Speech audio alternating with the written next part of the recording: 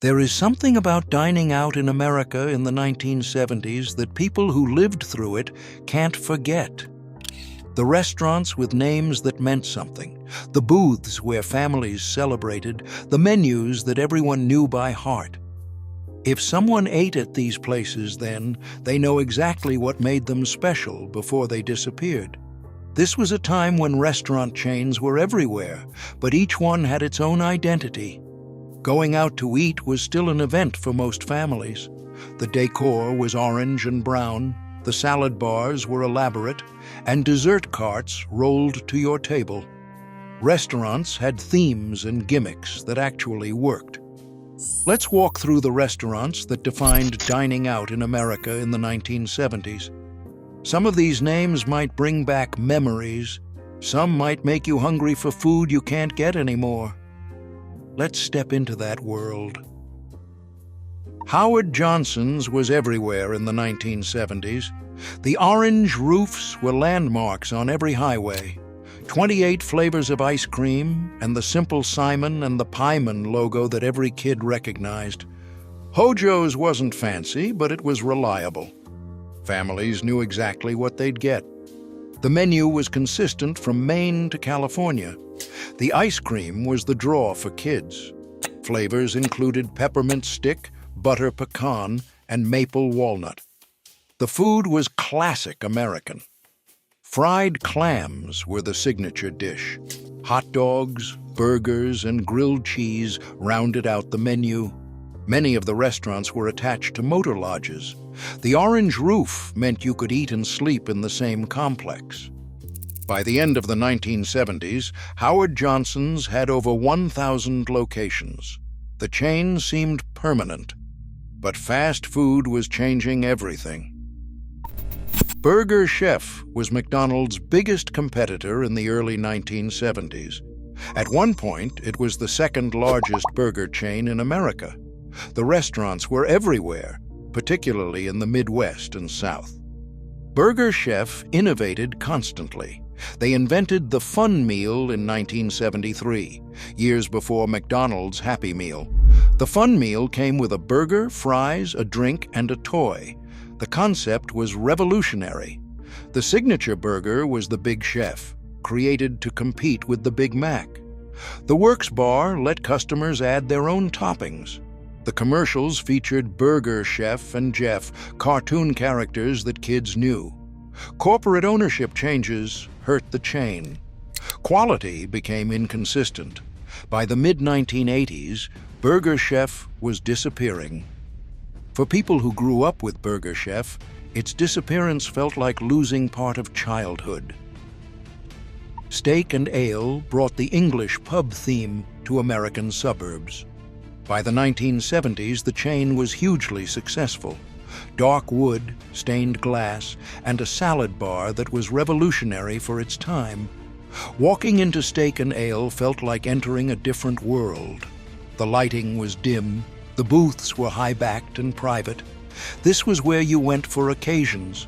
The salad bar was elaborate. Not just lettuce and tomatoes, but multiple vegetables, cheeses, and dressings. People would load their plates high. The unlimited salad bar with your entree seemed like tremendous value. The steaks were the main event. Sirloin, ribeye, prime rib, cooked to order, and brought to the table sizzling. Cocktails mattered, and the restaurants had full bars. Steak and Ale made the suburban dinner out feel grown-up. Farrell's ice cream parlor was pure 1970s fun. The restaurants were themed as old-fashioned ice cream parlors with gay 90s decor, striped vests, straw hats, player pianos. Everything was deliberately nostalgic. Kids loved Farrell's. Birthday parties there were major events. The staff would sing. The whole restaurant would know it was your birthday. The zoo was Farrell's signature creation. A massive sundae served in a long trough. When the zoo was brought to a table, the staff would parade through the restaurant ringing bells and beating a drum. Everyone would watch. It was a spectacle. The regular menu had enormous sundaes, the pig's trough, the tin roof. These were not dainty desserts. They were excessive, loaded with ice cream, toppings, whipped cream, and cherries. Ponderosa Steakhouse was the budget steakhouse that dominated the 1970s. The Western theme was everywhere, with wood paneling, wagon wheel chandeliers, and storefront facades that looked like a Western town. The concept was simple: affordable steaks with an unlimited salad bar. You ordered your steak at the counter, picked sides from the salad bar, and the steak was brought to your table. Self-service kept prices low. The salad bar was extensive: lettuce, vegetables, pasta salads, fruit, and puddings. People loaded their plates high. The steaks were not fancy, but the price was right. A family of 4 could eat steak dinners for a reasonable amount. The restaurants were always busy on weekends. They were full with families coming after church and the groups holding birthday celebrations. The Western decor appealed to kids, and the value appealed to parents. If you are enjoying this journey back in time and want to support the channel, consider becoming a member by checking the description or the pinned comment. Sambo's was a massive chain, now mostly remembered for controversy. At its peak in the late 1970s, Sambo's had over 1,100 locations.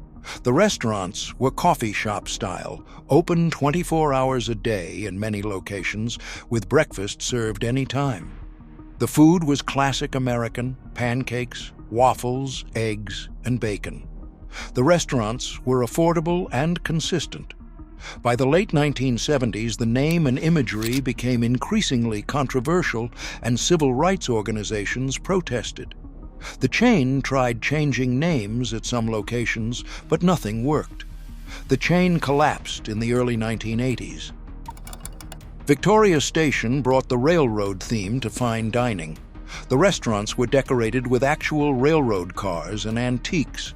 Some locations even incorporated real train cars into the building. Prime rib was the specialty. The meat was displayed on a carving cart and cut to order.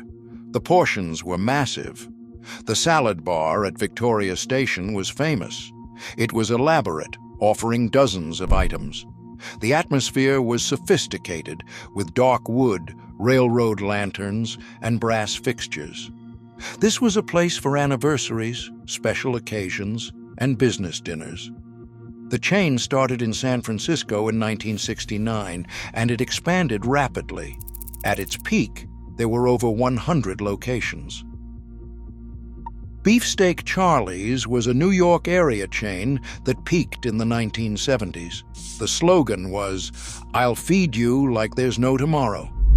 The gimmick was an unlimited salad bar, bread, shrimp, and wine with your entree. The restaurants were packed. A decent steak plus unlimited salad bar, shrimp, and sangria or wine meant people would make an evening of it. The atmosphere was casual and loud. Families, couples, groups of friends. The steaks were not the absolute best, but with everything else included, the value could not be beaten. The chain expanded too fast, and the business model was not sustainable. Ground Round was the family restaurant where kids ate for a penny per pound on certain nights. Parents would weigh their kids on a scale at the entrance. A 50-pound kid ate for 50 cents. There were peanuts in buckets on every table. You could throw the shells on the floor, and for kids, this was thrilling. The floors would be covered in peanut shells. Saturday nights at Ground Round were packed with families. Kids loved the peanuts, the casual atmosphere, and the cheap meals. The restaurants showed cartoons on screens, which was novel for the time. The Red Barn was a fast food chain with distinctive barn-shaped buildings. The roof was red, so you could not miss them. At the chain's peak in the early 1970s, there were over 300 locations. The Big Barney was their signature burger. Fried chicken was also a major part of the menu. The buildings themselves became the chain's trademark, and driving past one, you knew exactly what it was. Competition from McDonald and Burger King was fierce. The Red Barn could not keep up, and most locations closed by the late 1970s. Lums was known for hot dogs steamed in beer. That was the hook. The chain started in Miami Beach in 1956, and it expanded rapidly. At its peak, there were more than 400 locations. The hot dogs were good. Steaming them in beer gave them a unique flavor. The chain ran into financial troubles and changed ownership multiple times. By the early 1980s, most locations were gone, but people who ate at Lums still remember those hot dogs. What defined these restaurants was their confidence in their concepts. The salad bars, the themes, the unlimited food, the distinctive architecture. These were not generic places. For families in the 1970s, these restaurants were part of life. They were where you celebrated birthdays, where you stopped on road trips, where you went after church. The smell of Farrell's ice cream, the dim lighting at Steak and Ale, the orange roof of Howard Johnson's on the highway. These places are gone, but people who ate there remember. For those with memories of these remarkable restaurants, there is always more history to explore.